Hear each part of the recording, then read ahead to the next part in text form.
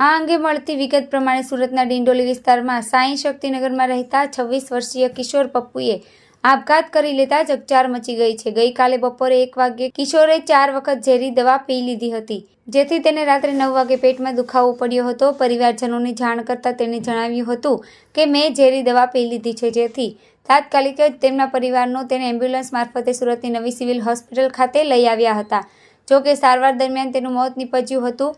આ અંગે તેના જીજાજી જીતેન્દ્ર કુમારે જણાવ્યું હતું કે પપ્પુ 15 તારીખે જ ઉત્તર પ્રદેશથી સુરત આવ્યો હતો। અહીં તે કામની શોધમાં આવ્યો હતો।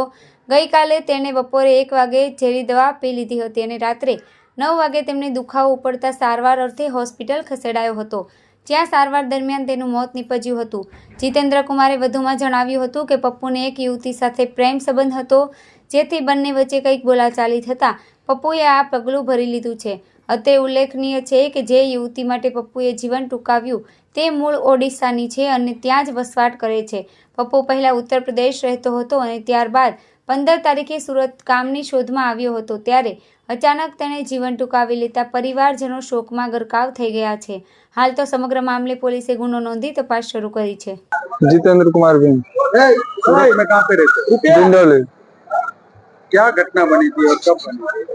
ये सर मतलब 1 बजे दवा खाए, मतलब 4 बार खाए दवा, 4 बार खाए तो इसके बाद उसका 9 बजे पेट दर्द करने लगा, तो बोला कि मैं दवा खाया हूँ अपने हाथ से, तो हम उसको एम्बुलेंस से लेकर आए यहाँ सिविल, यहाँ से दवा चालू हुआ।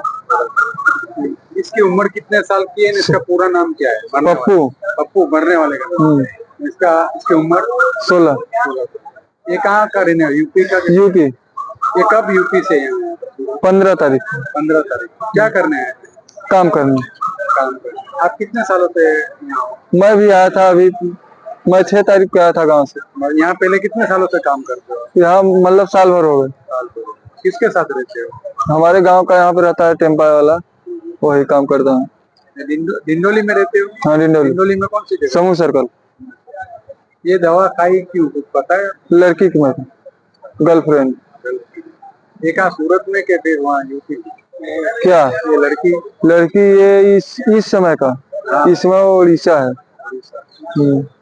आप इनके कौन लगते हो? जीजा।